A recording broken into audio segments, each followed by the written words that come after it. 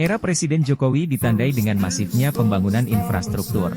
Pembangunan jalan tol, jalur kereta api, pelabuhan, hingga bandara sangat sering kita dengar di periode 10 tahun terakhir ini. Karenanya banyak yang menyebut Jokowi sebagai bapak infrastruktur.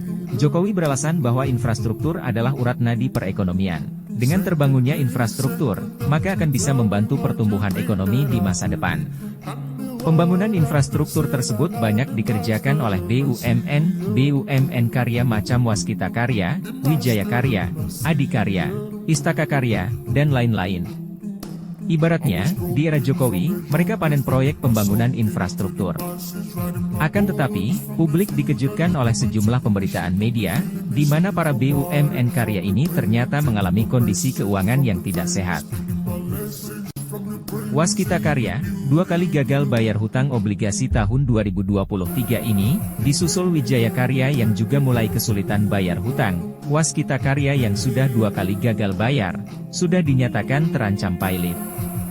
Sedangkan Istaka Karya, bahkan sudah dinyatakan pailit lebih dulu. Beberapa BUMN lain, yaitu Adikarya dan PT PP juga mulai mencatat kenaikan hutang yang besar. Apa yang sebenarnya terjadi? Bukankah dengan panen proyek infrastruktur ini seharusnya para BUMN karya ini panen pendapatan dan laba? Adakah yang salah? Siapakah yang salah? Siapa yang harus bertanggung jawab? Mari kita simak analisa para pakar. Ugal-ugalannya infrastruktur ya, memang dana untuk infrastruktur ini cukup besar. Berasal dari mana? Dari pemotongan subsidi BBM pada tahun anggaran 2015 ketika pemerintah pada bulan November 2014 menaikkan harga BBM. Jadi ada dana yang bisa dihemat sekitar 200 triliun. Nah itu yang terbanyak diserap oleh kenaikan alokasi infrastruktur.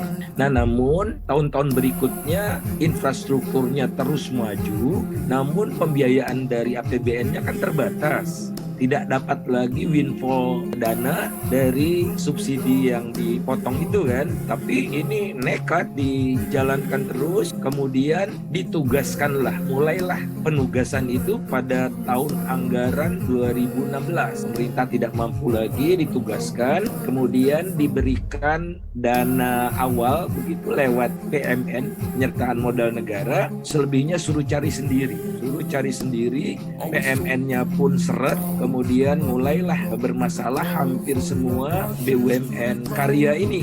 Mereka harus pinjam banyak, kemudian tidak di-backup oleh asetnya. Jadi penugasan ini, proyek-proyek infrastruktur ini juga sangat lemah. Karena apa? Tidak terintegrasinya perencanaan proyek dengan perencanaan keuangan. Jadi pokoknya jalan dulu, keuangan diatur belakangan. Inilah yang pada akhirnya kita sudah ingatkan sejak awal, tapi akhirnya karena rusak BUMN-nya, jadi terpaksa disuntikan dari penyertaan modal negara. Kalau tidak, maka akan bangkrut, akan dipilotkan dan sebagainya.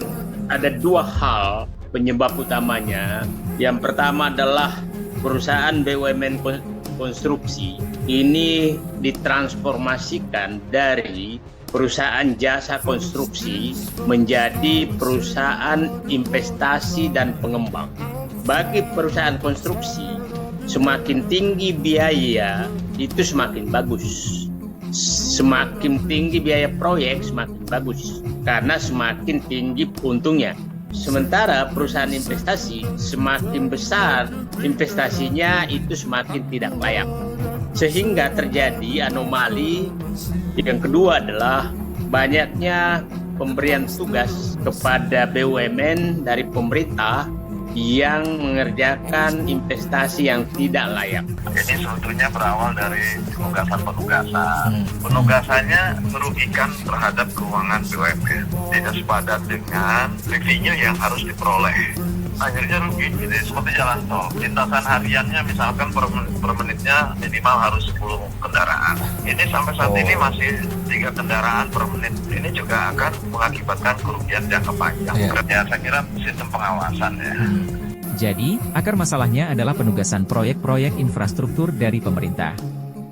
Misalnya pemerintah menginginkan pembangunan 1 jalan tol. Setelah ditenderkan, tak ada pihak swasta yang berminat, misal karena trafiknya sepi dan tidak menguntungkan. Maka proyek diserahkan kepada BUMN Karya. Pemerintah menyuntik modal kepada BUMN berupa PMN, tapi modal ini tak cukup untuk membiayai proyek. Sehingga BUMN harus mencari modal ke pihak lain, misalnya kepada BAN. Saat BUMN Karya membiayai proyeknya, maka mereka bukan hanya sebagai kontraktor, tetapi juga investor. Mereka menanamkan modal pada proyeknya. Masalahnya, proyek-proyek ini banyak yang punya risiko investasi yang tinggi, karena jalan tol tersebut memang di jalur sepi. Sehingga, saat tol tersebut selesai terbangun, dan arusnya sepi, maka BUMN kesulitan membayar hutang-hutang tersebut. Menteri BUMN Erick Thohir beralasan, perlu waktu rata-rata 8 tahun bagi proyek infrastruktur untuk kembali modal dan mencetak profit. Bagaimana pendapat para pengamat?